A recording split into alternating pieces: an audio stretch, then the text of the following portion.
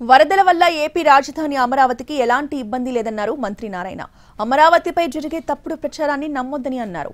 భవిష్యత్తులో కృష్ణానదికి 15 లక్షల క్యూసెక్ల వరద వచ్చినప్పటికీ ఇబ్బంది లేకుండా చూస్తున్నామన్నారు. రాజధాని నిర్మాణానికి 3 వాగులకు స్టోరేజ్ కెపాసిటీ పెంచుతామన్నారు నారాయణ. ఇందుకోసం కరకట్ట ఎత్తు కూడా పెంచుతామన్నారు. త్వరలోనే ఈ పనులకు టెండర్లు పిలుస్తామన్నారు మంత్రి. ఫ్లడ్ వచ్చి బండ తెగిపోయి 3 దగ్గరల ఈ యొక్క విజయవాడకి ముంచెత్తిన అమరావతి రాజధానికి ఎటువంటి ఇబ్బంది లేదు.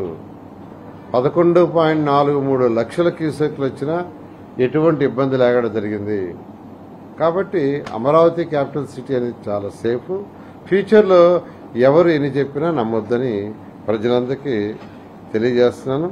అదేవిధంగా కరకట్టని 4 లైన్గా అప్పుడు డిజైన్ చేయడం జరిగింది.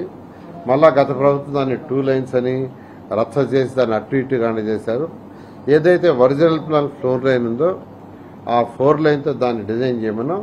అయితే ఇప్పుడు 11.43 లక్షల క్యూసెక్లు వచ్చింది కాబట్టి ఫ్యూచర్లో 15 లక్షల క్యూసెక్లు వచ్చినా బండి ఏ విధంగా ఉండాలి దాని మీద మరొకసారి ఇరిగేషన్ డిపార్ట్మెంట్ వాళ్ళతో కూర్చొని దాని మీద ఏదైనా అవసరమైతే రీడిజైన్ చేయమని ఇన్స్ట్రక్షన్ ఇచ్చాను.